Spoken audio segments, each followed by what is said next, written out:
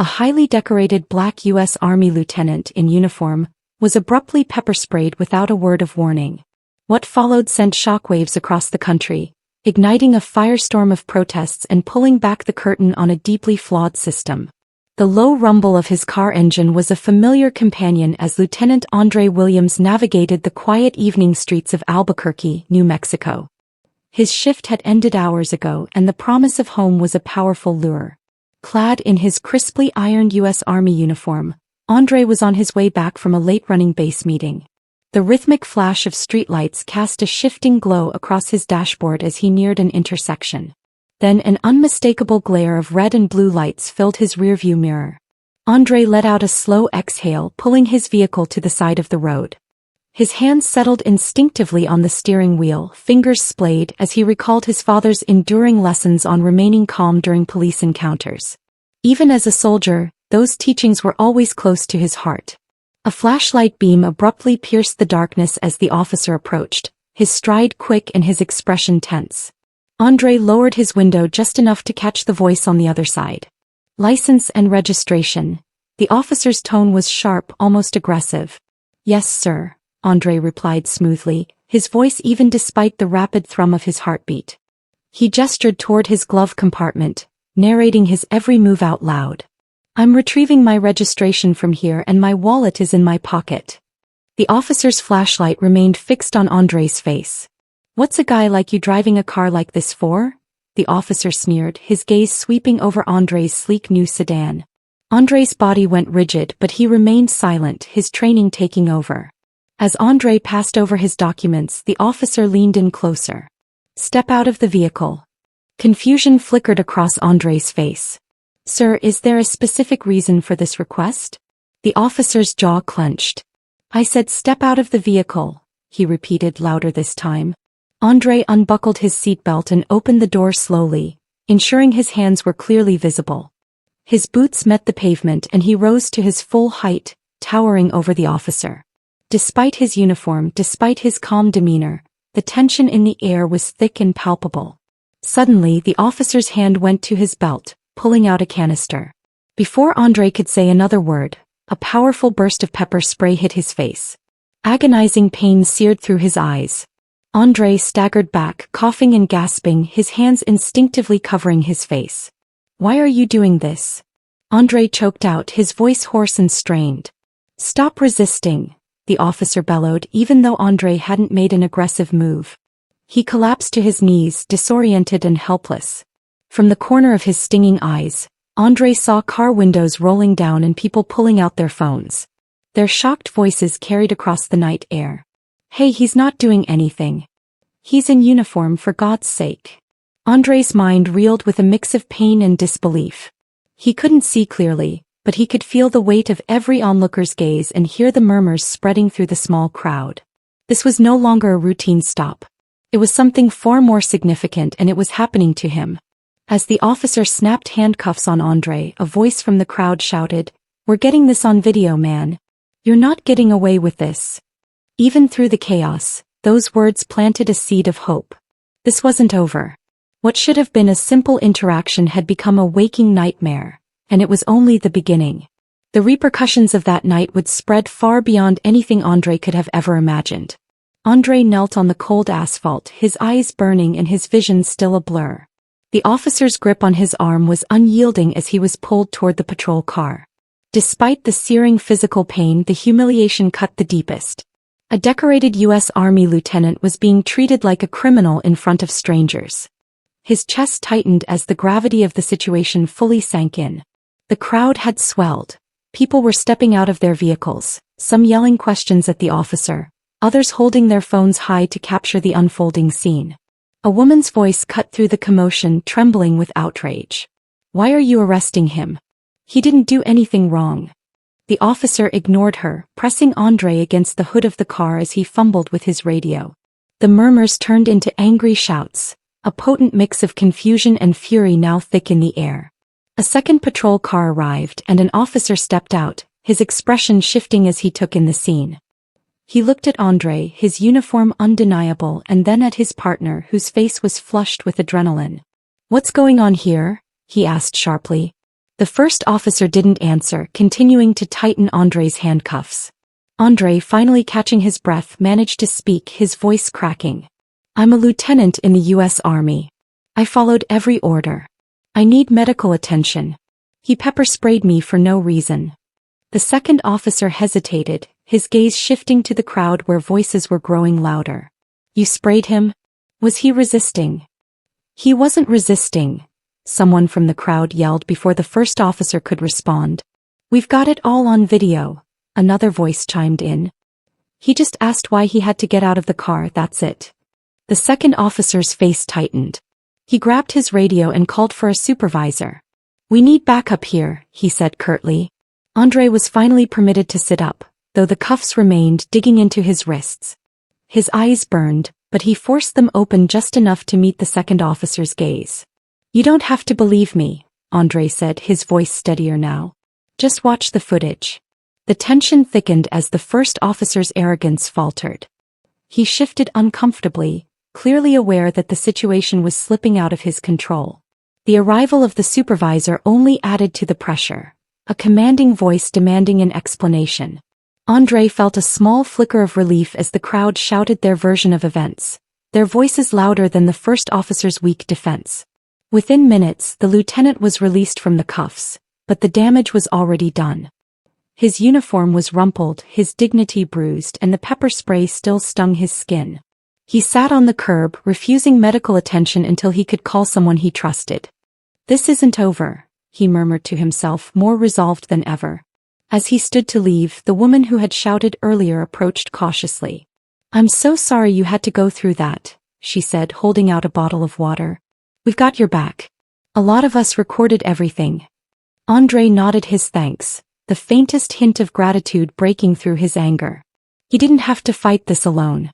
By morning, the videos had already saturated social media. Andre's story was no longer just his.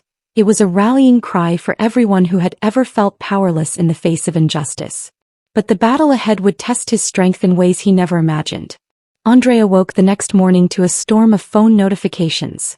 Texts, calls, and social media alerts poured in as if the world had collectively erupted overnight. As he rubbed his swollen eyes, his phone rang again. This time it was his commanding officer. "Lieutenant Williams," the familiar voice began, firm yet cautious. "I saw the video. We'll need to officially address this. Are you okay?" Andre hesitated. Physically, he would recover, but the weight of what had occurred lingered like a deep ache in his chest. "I'm managing, sir, but it's bigger than me." The commanding officer agreed, assuring Andre the military would support him. But as the call ended, Andre couldn't shake a nagging thought. Would their support be genuine, or was this just about managing public perception? Within hours, the video had gone viral. News outlets dissected the footage, running headlines like, "Black Army Lieutenant Pepper-Sprayed in Traffic Stop," and "Routine Stop Sparks Outrage." Hashtags like #Justice for Lieutenant Williams and #Enough is Enough surged. Support came from unexpected places. Veterans groups, civil rights organizations, and even public figures. "A decorated soldier in uniform treated this way?" one news anchor exclaimed. "What does this say about how we value those who serve?" But not everyone was on Andre's side. Social media was a battlefield of debates. Some blamed him, questioning why he hadn't just complied. Others argued that it didn't matter. No one deserved to be treated that way, especially without provocation. The polarization was overwhelming. Andre remained silent for the first day, watching the chaos unfold. His name and face were everywhere. The woman who had captured the clearest video, a local teacher named Bianca, reached out. "I've been getting calls from reporters," she said. "I just want you to know I'm willing to testify if it comes to that." Her words carried more weight than she realized. Bianca wasn't just a bystander. She was a witness whose voice could cut through the noise.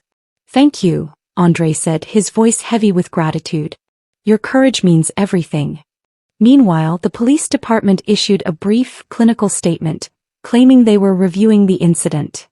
The first officer was placed on administrative leave pending an investigation, but for many, this felt like a hollow gesture.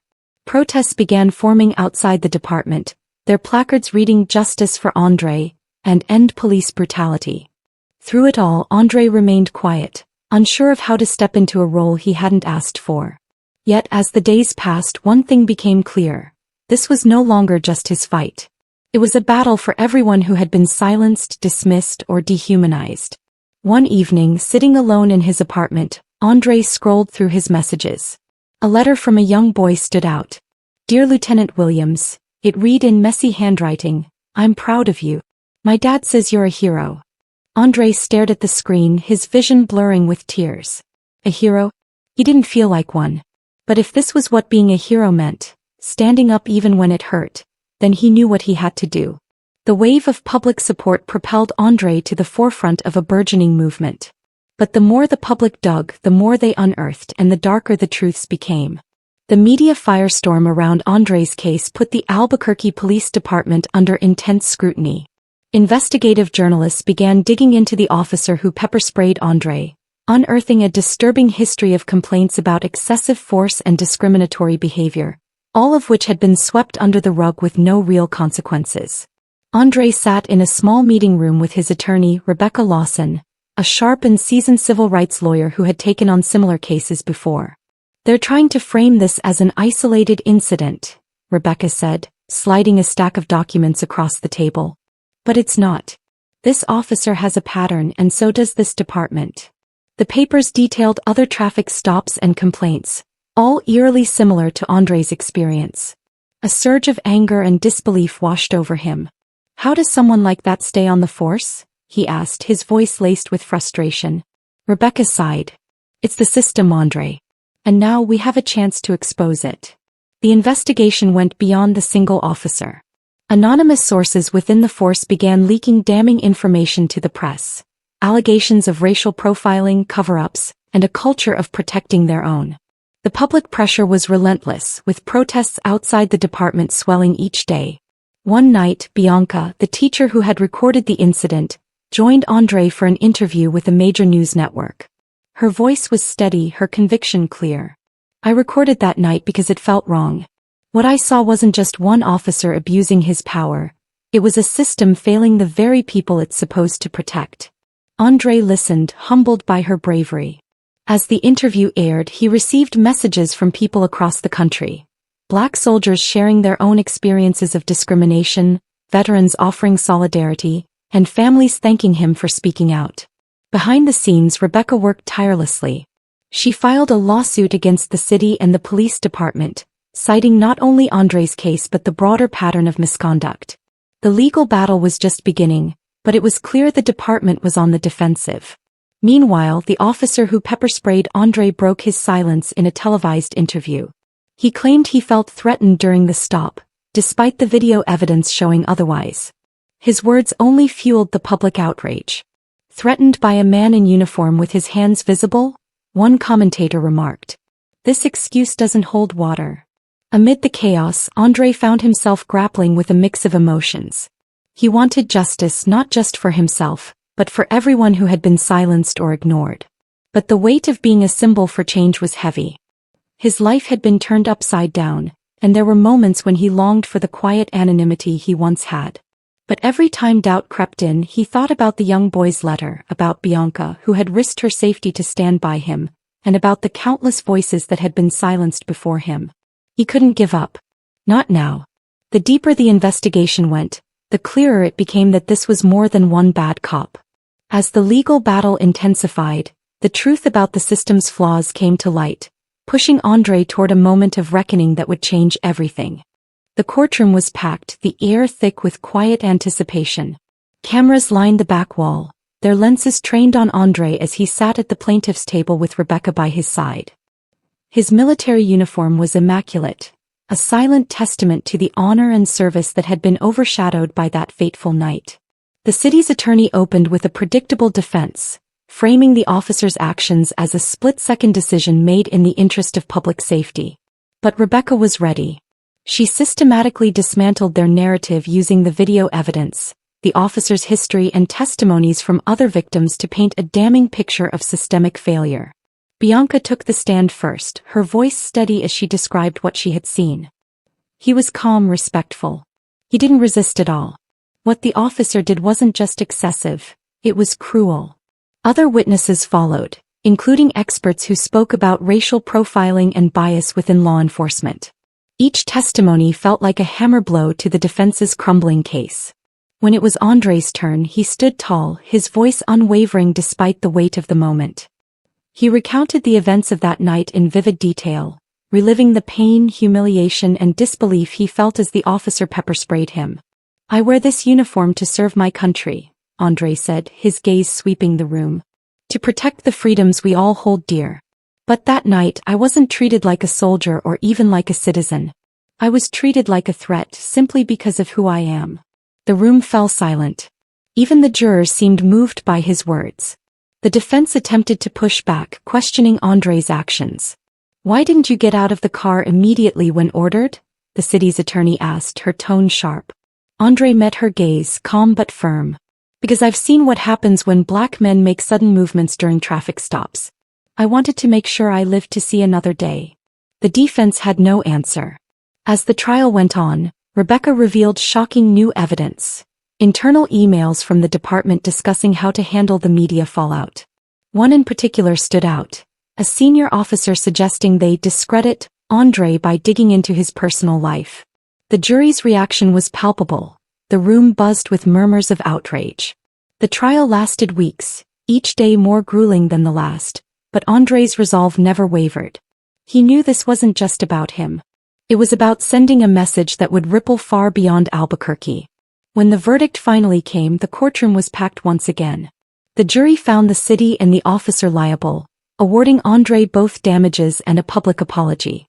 But more importantly, the case prompted sweeping changes within the department, including mandatory bias training, a civilian oversight board, and the firing of several high-ranking officers involved in the cover-up. Justice had been served. But for Andre, the journey wasn't over. The verdict marked the beginning of a new chapter, one where he would use his voice to fight for others who couldn't fight for themselves. Months after the trial, Andre stood on a stage in front of a packed auditorium at Howard University, invited as a keynote speaker for a panel on systemic injustice and accountability. The applause was thunderous as he stepped to the podium, his military uniform gleaming under the stage lights. This time it wasn't just about him. It was about the movement he had unknowingly sparked. Looking out at the sea of faces, students, activists, veterans, and community leaders, Andre felt a surge of pride. These were the people who had stood by him, who had amplified his voice when he felt he couldn't go on. "I didn't ask to be here," he began, his voice steady but emotional. "That night could have broken me, could have silenced me. But instead it lit a fire, not just in me but in all of you. This fight is bigger than one traffic stop, one trial, or one verdict. It's about rewriting the story for everyone who's ever been told they don't matter." The room was silent, hanging on his every word.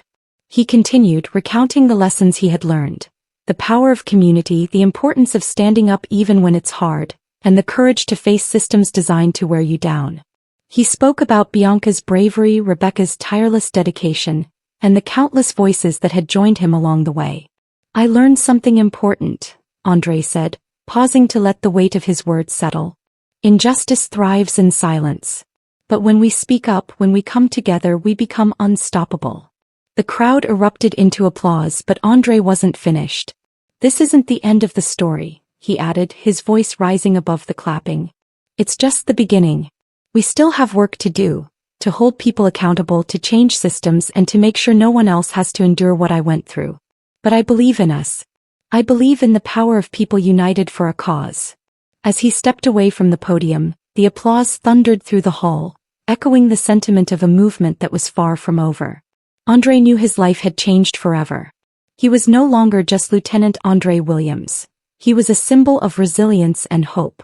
Later that night, Andre sat in his quiet apartment, scrolling through emails and messages of gratitude. One stood out, a simple note from a woman who had watched his story unfold on the news. It read, "You gave me hope for my son's future. Thank you for fighting." Andre smiled, setting his phone aside. The road ahead was long, but for the first time it felt manageable. He had faced the storm and emerged stronger, not just for himself but for the countless others who looked to him for inspiration. Andre's journey reminds us that silence enables injustice, but courage and community can spark change. His story wasn't just about one man's fight. It was about the power of standing together against systems of oppression, no matter how daunting the challenge. Even a single voice can ignite a movement. Stories like Andre's are happening every day, often without the spotlight they deserve. Let's continue to share, support, and stand up for what's right. If this story moved you, don't forget to subscribe to our channel and stay tuned for more stories that inspire change.